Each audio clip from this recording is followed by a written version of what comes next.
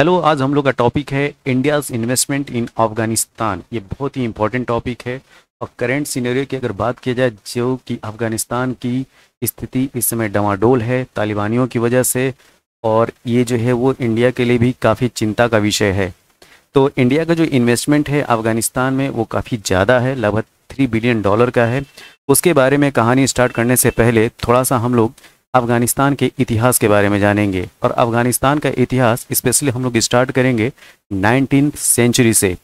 Okay, 19th century में अगर British India की बात की जाए या ब्रिटेन की बात किया जाए, ठीक, और अफगानिस्तान, तो उस समय से लेके 1919 तक तीन वार होते हैं, जिनको first war of Anglo Afghan, second war of Anglo Afghan और third war of Anglo Afghan के नाम से जाना जाता है। तो जो पहला युद्ध होता है ब्रिटिशर्स और अफगानियों के बीच में, वो होता है 1839 से लेकर 1842 के बीच में। दूसरा जो वार होता है वो 1878 से लेकर 1880 तक, और तीसरा जो है 1919 में होता है। 1919 में जो ब्रिटिशर्स हैं वो अफगानिस्तान को फुल इंडिपेंडेंट स्टेट घोषित करके उनको छोड़ देते हैं और वहाँ से वो हट जाते हैं। तो अफगानिस्तान की अगर आज़ादी की बात की जाए तो 1919 में वो फुली इंडिपेंडेंट हो जाता है। फिर उसके बाद हमें पता है कि जो सेकेंड वर्ल्ड वार है वो 1945 में ख़त्म होता है, और सेकेंड वर्ल्ड वार के बाद एक कोल्ड वार की सिचुएशन क्रिएट होती है, क्योंकि 1945 के बाद एक बाईपोलर वर्ल्ड का क्रिएशन होता है। बाईपोलर मतलब दो ध्रुवी। तो एक पोल पे यूएसएसआर या सोवियत यूनियन, जो कि आज की करंट में हम लोग रशिया के नाम से जानते हैं, वो, और दूसरे पोल पे US, United state of America. Okay, तो यूएसएसआर या सोवियत यूनियन कोल्ड वार के एरा में 1989 तक अफगानिस्तान में इन्वेड या अपने ट्रूप्स के द्वारा उसके जो कुछ जो इम्पोर्टेंट क्षेत्र होते हैं उनको ऑक्युपाई करने की कोशिश करता रहा। लेकिन 1989 के बाद वो अपने ट्रूप्स को हटा लेता है। फिर एक वैक्यूम क्रिएट होता है, और ये जो है लगभग एक शांति का माहौल रहता है 2001 तक। लेकिन हम जानते हैं कि सितंबर 2001, 11 सितंबर 2001 को अफगानिस्तान बेस्ड जो तालिबानी ग्रुप है, और उसमें अलकायदा, स्पेशली अलकायदा का जो चीफ है ओसामा बिन लादेन, उसके द्वारा USA, United state of America में अटैक कराया जाता है। वो है WTC, वर्ल्ड ट्रेड सेंटर पे। वर्ल्ड ट्रेड सेंटर का जो अटैक होता है वो यूनाइटेड स्टेट ऑफ अमेरिका के लिए नाक की बात होती है, ठीक, कि इतनी बड़ी आतंकवादी घटना को अंजाम दिया ओसामा बिन लादेन ने। तो यूएस ने उस 2001 में डिसाइड किया कि हम Afghanistan, specially Osama bin Laden को हम नहीं छोड़ेंगे। तो यूएस आर्मी जो है वो नवंबर 2001 में अटैक करना स्टार्ट करती है। वो अपनी जो आर्मी है वो अफगानिस्तान में भेजती है, और ये वार जो है वो 2014 तक चलता है। इस बीच में ओसामा बिन लादेन को मार दिया जाता है, ठीक। अब 2014 के बाद जब ओसामा बिन लादेन का खात्मा हो जाता है, उसके बाद भी ये आर्मी जो है वो अफगानिस्तान में बनी रहती है। अफगानिस्तान में यूएस की प्लस नाटो का जो ज्वाइंट ऑपरेशन है वो 2014 के बाद भी चलता रहता है। लेकिन जुलाई महीने में जो बिडेन, जो अमेरिका के वर्तमान राष्ट्रपति हैं, उन्होंने कहा कि हम 31 अगस्त 2021 तक हम सारे अपने ट्रूप्स या आर्मी को हम वापस बुला लेंगे, ठीक। अब अफगानिस्तान जो है अफगानिस्तान के लोगों के हवाले होगा। अब इस सिचुएशन में हम जानते हैं कि तालिबानी तो पूरी तरीके से ख़त्म हुए नहीं। जब यूएस आर्मी रहा करती थी अफगानिस्तान में, तब भी तालिबानी लगभग 20% अफगानिस्तान के एरिया को कवर किए हुए थे, और आज की डेट में अगर बात किया जाए तो लगभग 54% अफगानिस्तान का हिस्सा जो है वो तालिबानियों के हाथ में लग चुका है। और ये भी अंदाज़ा लगाया जा रहा है कि जो इलेक्टेड गवर्नमेंट वहाँ पे चल रही है, अशरफ घनी जो कि वर्तमान राष्ट्रपति हैं अफ़गानिस्तान के, ये भी हो सकता है कि उनको पद से हटाया जा सके। तालिबानी जो है काफ़ी एग्रेशन में उन्होंने इस ये जो वैक्यूम है जो यूएस आर्मी जो हटी है उससे जो वैक्यूम जो क्रिएट हुआ है उसको ऑक्युपाई करते चले जा रहे हैं। और ये भी हो सकता है कि पूरे अफ़गानिस्तान को वो हाईजैक कर लें। और इस समय तालिबानियों को जो सपोर्ट है वो चाइना से भी मिल रहा है और पाकिस्तान से तो शुरू से सपोर्ट उसको मिलता रहा है तालिबानियों को। ओके, अब ये जो सिनेरियो है वो जो है इंडिया के लिए काफ़ी चिंता का विषय है। ठीक, तो अफ़गानिस्तान का इतिहास ये कहता है कि अफ़गानिस्तान के लिए कई देशों ने तो लड़ाई की। जैसे अगर शुरू में बात किया जाए, ब्रिटिशर्स वो भी 1919 में छोड़ के चले गए। फिर यूएसएसआर या सोवियत यूनियन की बात किया जाए, वो भी 1989 में।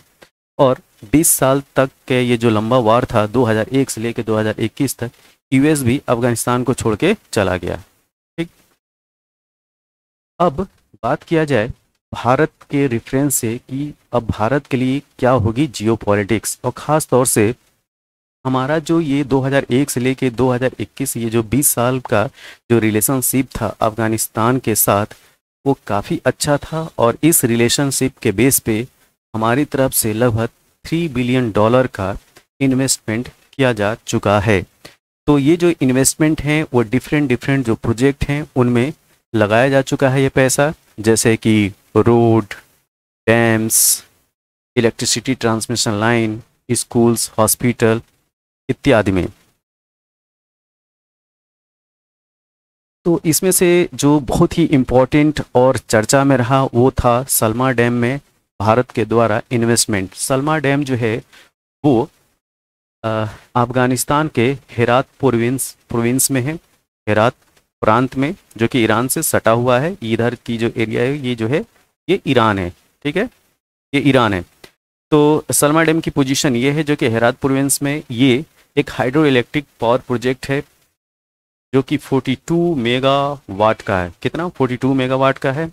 ये हाइड्रो पावर के साथ इरिगेशन प्रोजेक्ट को भी सपोर्ट करता है सिंचाई के लिए। ठीक, तो इसका नाम जो है अफ़गान इंडिया फ्रेंडशिप डैम भी के नाम से भी जाना जाता है, अफ़गान इंडिया फ्रेंडशिप। तो ये देखिए इस पे जो है लिखा हुआ है यहाँ पे क्या, अफ़गान इंडिया फ्रेंडशिप डैम। तो सलमा डैम का नाम जो है याद रखना है, वो 42 मेगावाट का डैम है जो कि हेरात प्रोविंस में है। ये एक हाइड्रो पावर इरिगेटेड प्रोजेक्ट है जिसका इनाग्रेशन जो है वो 2016 में हुआ है। और आज की डेट में तालिबानी जो है इस डैम को जो है ऑक्युपाई कर चुके हैं। नेक्स्ट बात करें हम लोग जेरान्स डेलाराम हाईवे की। जेरान्स डेलाराम हाईवे की जो टोटल लेंथ है वो है 218 किलोमीटर। कितना? 218 किलोमीटर जेरान्स डेलाराम हाईवे। ये जो डेलाराम हाईवे है वो ईरान की बॉर्डर से सटा हुआ स्टार्ट होता है। यहाँ पे देखिए ये पॉइंट है जेरान्स, और ये यहाँ से स्टार्ट होकर ये डेलाराम तक पहुँचता है। और इसके पैरेलल जो रिवर है उसका नाम है खस रूड रिवर। ध्यान दीजिए, ये देखिए खस रूड रिवर, इसके पैरेलल ये हाईवे है जो कि ईरान के सटे हुए जेरान से स्टार्ट होता है और डेलाराम पे ख़त्म होना है। ओके, इसके साथ में अगर बात किया जाए तो ये जो है ये देख रहे होंगे, ये एक रिंग रोड को कनेक्ट करता है। ये देखिए हेरात से स्टार्ट हो रहा है ये रिंग रोड, और ये रिंग रोड मज़ार शरीफ को कनेक्ट करता है। तो इस रिंग रोड को भी जेरान डेलाराम हाईवे कनेक्ट कर रहा है। तो इस रिंग रोड में इस पॉइंट में वेस्ट में अगर बात किया जाए तो हेरात प्रोविंस है, इधर साउथ में बात किया जाए तो यहाँ पे कंधार है, इसके साथ में गजनी नॉर्थ में, काबुल नॉर्थ ईस्ट में, और मज़ार शरीफ सबसे नॉर्थ में, यहाँ पे मज़ार शरीफ है। तो ये जो एक स्ट्रक्चर है ये रिंग शेप में है, तो इसको जो है वो रिंग रोड के नाम से भी जाना जाता है या गारलैंड रोड के भी नाम से जाना जाता है। गारलैंड का मतलब होता है माला। आप लोग देख रहे हो ये या तो माले के रूप में है या एक रिंग की तरह से दिख रहा है, तो इस वजह से इसको गारलैंड रोड या रिंग रोड भी कहते हैं, जो कि हेरात प्रोविंस से स्टार्ट होके मज़ार शरीफ पे ख़त्म होती है। अब इसको कनेक्ट कौन कर रहा है? जेरान्स डेलाराम हाईवे। ठीक, जो कि कहाँ से स्टार्ट है? यहाँ ईरान और अफगानिस्तान के बॉर्डर से स्टार्ट है। अब ध्यान देने वाली बात यह है कि भारत का एक महत्वाकांक्षी प्रोजेक्ट है वो ईरान में चाबहार ये है ईरान में। ठीक है, अब भारत की कनेक्टिविटी जो है यहाँ से कैसे करना है, इसको ध्यान देने वाली बात है। यहाँ कांडला या मुंबई पोर्ट से अगर कोई जहाज आता है तो चाबहार पहुंच गया, कहाँ, ईरान। अब यहाँ से रोड के तहत जो है ये पहुंचा जरंज, जरंज पहुंचा। और जरंज के बाद इस हाईवे जरंज और डेलाराम हाईवे से डेलाराम पहुंचा। और डेलाराम से अगर हेरात प्रोविंस की तरफ जाना है, कंधार जाना है, काबुल जाना है या मजार शरीफ, ये पूरी रोड कनेक्टिविटी को भारत एक्सेस कर सकता है। ओके।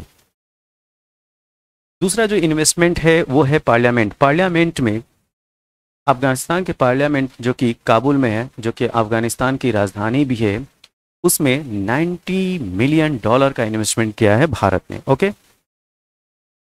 इसको 2015 में भारत के प्रधानमंत्री नरेंद्र मोदी ने इसका इनाग्रेशन किया। और ध्यान देने वाली बात है कि एक हिस्से का नाम अटल बिहारी वाजपेयी, जो कि हमारे भूतपूर्व प्रधानमंत्री थे, उनके नाम पे रखा गया है। ठीक। तो ये भी जो है वो भारत और अफगानिस्तान के फ्रेंडशिप के लिए एक माइलस्टोन है, पार्लियामेंट में इन्वेस्टमेंट। ओके। दूसरा जो है स्टोर पैलेस का भी इनॉग्रेशन 2016 में हमारे प्राइम मिनिस्टर नरेंद्र मोदी के द्वारा जो है किया जाता है। और जो 1919 में, जैसे मैंने बोला कि ब्रिटिशर जो है 1919 में अफगानिस्तान को आज़ादी देके वो चले जाते हैं, जो कि एग्रीमेंट का नाम होता है रावलपिंडी एग्रीमेंट। तो रावलपिंडी एग्रीमेंट 1919 की जो सेटिंग होती है वो स्टोर पैलेस में होती है, और ये स्टोर पैलेस का चित्र है। ओके। अदर जो प्रोजेक्ट की अगर बात की जाए तो अदर जो प्रोजेक्ट हैं पावर इंफ्रास्ट्रक्चर की अगर बात की जाए तो इसमें ये ध्यान देने वाली बात है, पुल ए खुमरी, ध्यान दीजिए, पुल ए खुमरी वो बागलन प्रोविंस से स्टार्ट होती है, बागलन प्रोविंस की कैपिटल से। देखो ये देखिए, ये है पुल ए खुमरी, और ये पहुंचती है काबुल तक। ये जो है 220 किलो वोल्ट की ट्रांसमिशन लाइन है, 220 किलो वोल्ट की ट्रांसमिशन लाइन है, जो कि पुल ए खुमरी से स्टार्ट होकर ये काबुल तक पहुंचती है। ओके। इसके अलावा अगर बात किया जाए तो भारत के द्वारा हेल्थ इंफ्रास्ट्रक्चर में 1972 में एक हॉस्पिटल बनाया गया था, जिसका नाम Indira Gandhi institute for child health रखा गया था।